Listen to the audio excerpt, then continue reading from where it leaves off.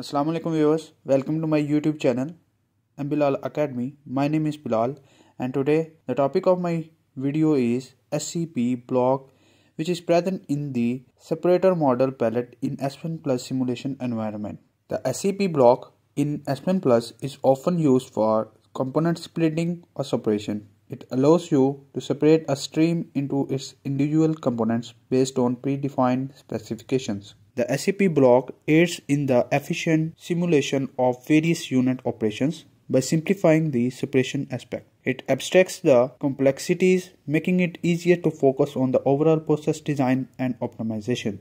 SEP is the separator, and what it does is it allows you to simplify a set range separation and then separate without going into the detail. That how can the separation be achieved? For example, at the beginning, you don't want to go into the details in order to simulate a process.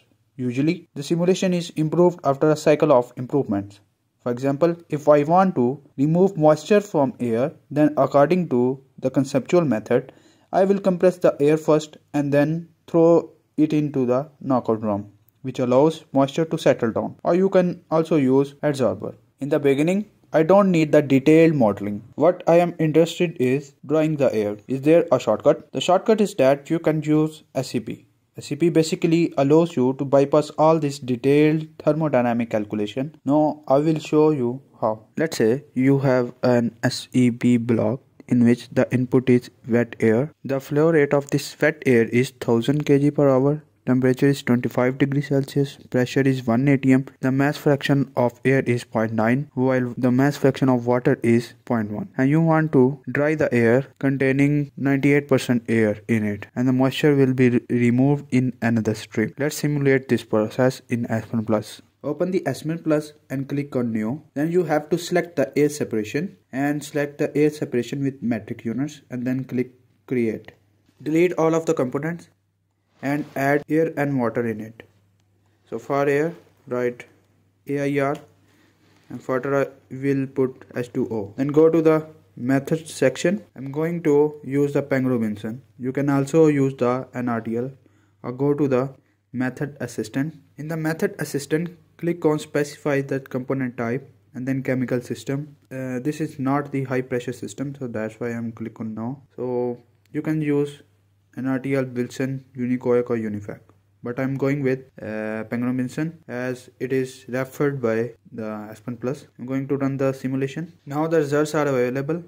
I will check the control panel to see if I am getting any error or not. So there are no errors. Now I will go to the simulation environment. Here I will select the SEP block. I will rename it SEP. There is one input stream, wet air, and two output stream, dry air and water. Let me rename these streams. So input is wet air, output is dry air, while this is moisture. Now I will specify the conditions of the input stream, which is wet air. Temperature is 25 degrees Celsius, pressure is 1 atm, mass flow rate is 1000 kg per hour. I have to here select the mass fraction and put the 0.9 for air and 0.1 for water. Now the input condition for the input stream is completed. Now I will select this SEP block. Here I will specify the condition for outlet stream, so which is dry air. I will choose the split fraction randomly.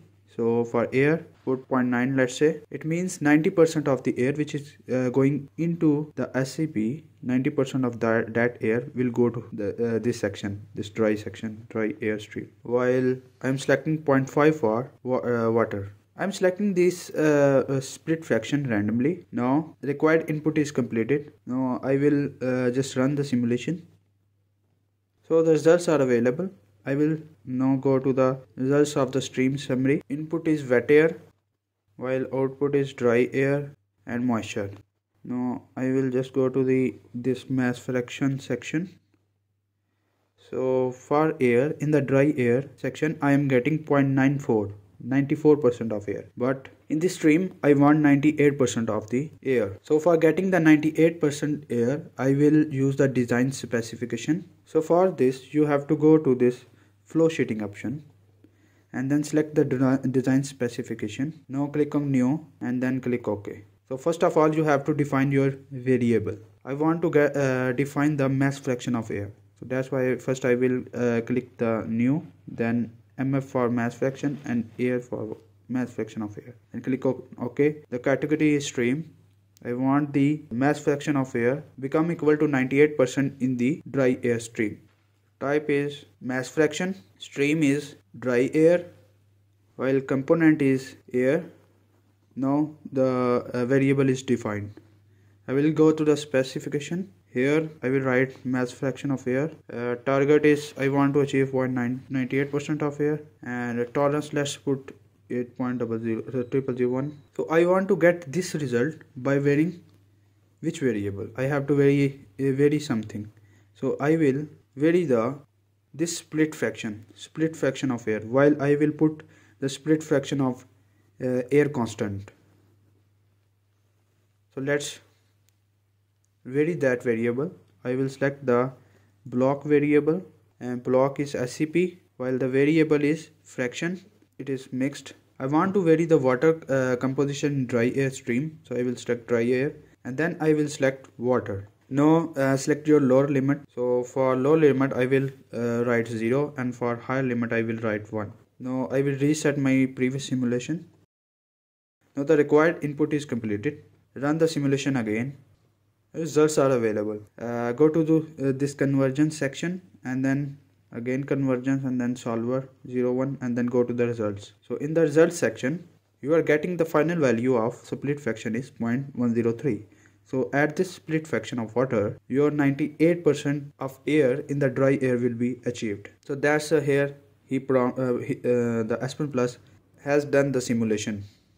Okay, iterations. So if I go to the result summary of SEP, so it is telling you that the split fraction of air in the dry air is 0.9, while the split fraction of water in the dry air is 0.1. Well, you need to remove this much amount of energy. So if you see the stream results, so in the dry air stream you are getting 98% of air now. Now your simulation has been completed. So in this simulation I have simply used the SEP to get my desired result. I don't have to go into the detailed thermodynamic calculations. In the next video I will solve an example related to SEP2. So stay tuned for further updates.